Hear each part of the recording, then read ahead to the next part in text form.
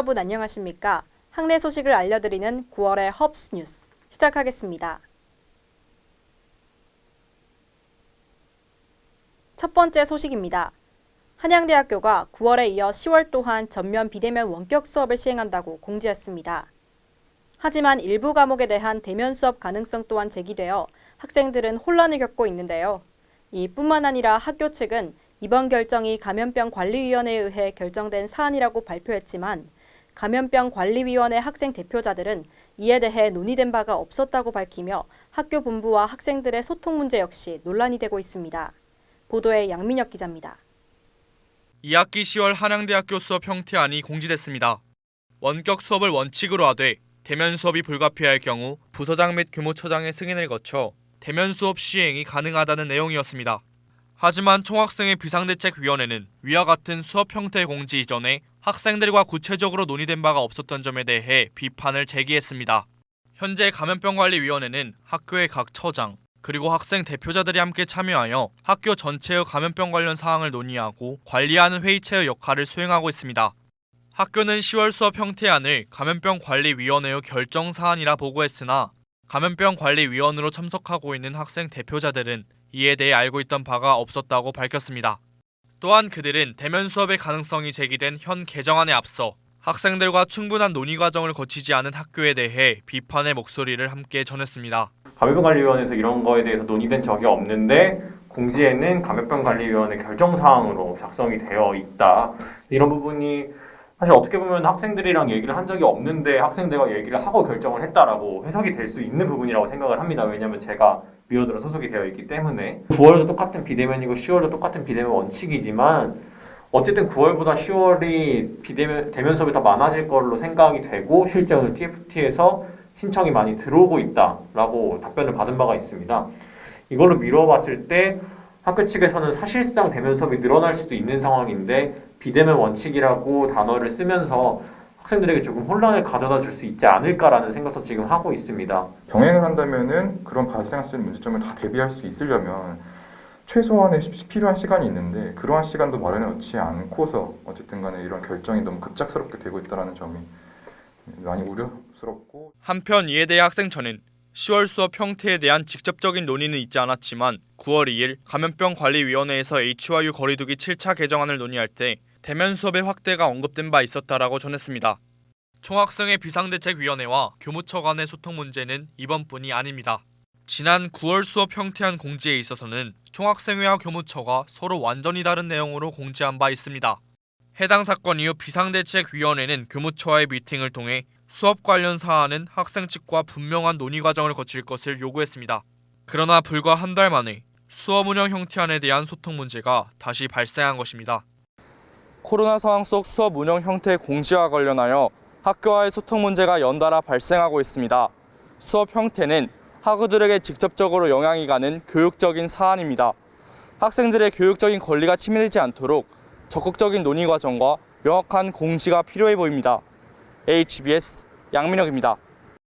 한양대학교 농구팀이 2021 대학농구 유리그 챔피언 결정전에서 준우승을 차지했습니다. 코로나 바이러스의 영향으로 정상적인 훈련이 이루어지지 못하는 상황 속에서 이뤄낸 준우승이라는 쾌거는 어느 때보다 더욱 값진 성과 같아 보이는데요. 자세한 내용 김수영 기자가 취재했습니다. 지난 9월 6일 건국대학교 글로컬 캠퍼스에서 열린 2021 대학농구 유리그 챔피언 결정전에서 한양대학교 농구부가 준우승이라는 쾌거를 거뒀습니다. 이는 한양대학교가 대학농구 리그 도입 후 첫 결승 진출이었다는 점에서 의미 있는 성적입니다. 한양대는 준결승에서 113대 94로 세 자릿수 득점을 하며 경희대를 제치고 챔피언 결정전에 올라갔습니다. 그러나 이후 결승전에서 고려대학교를 상대로 만나 97대 85로 패하며 준우승을 차지했습니다.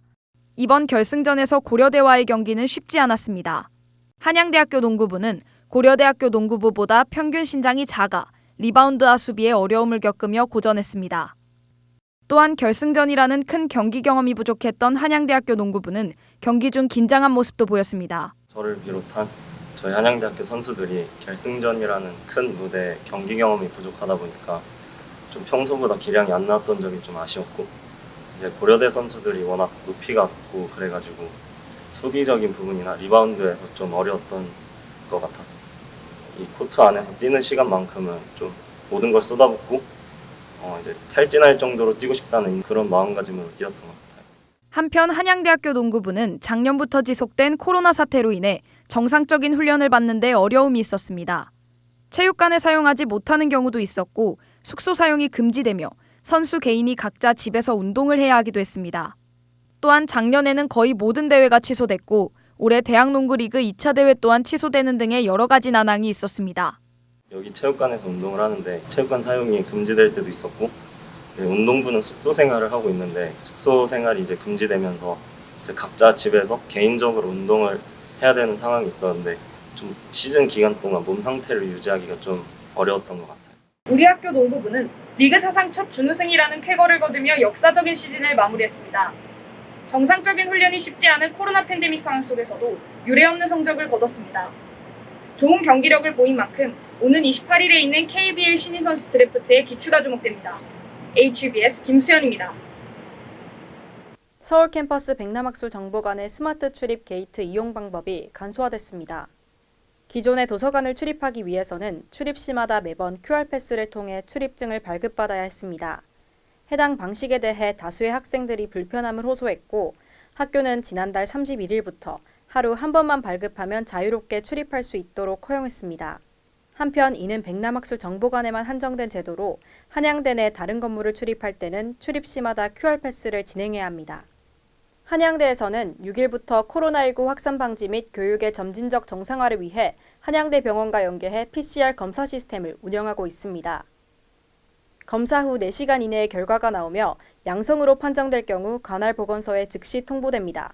모든 검사는 무료로 진행되며 한양대학교 앱에서 사전 예약을 통해 검사를 실시할 수 있습니다.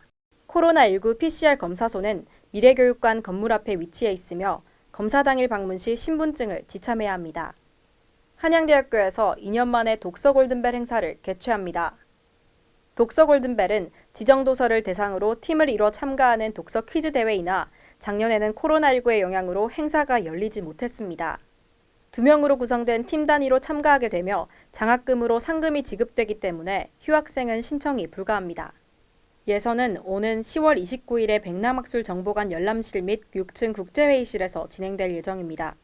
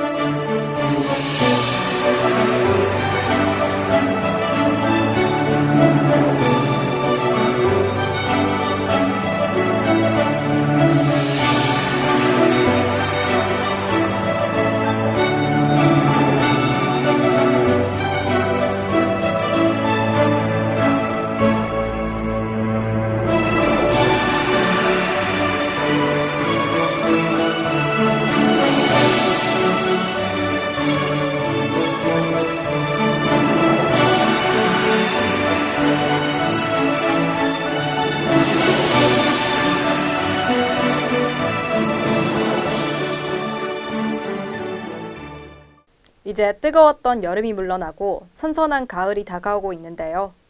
환절기인 만큼 건강관리에 더욱 유의하시길 바라며 뉴스 마치겠습니다.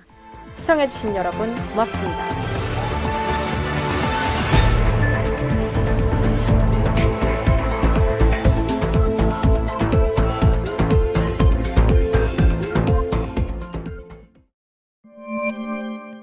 HUBS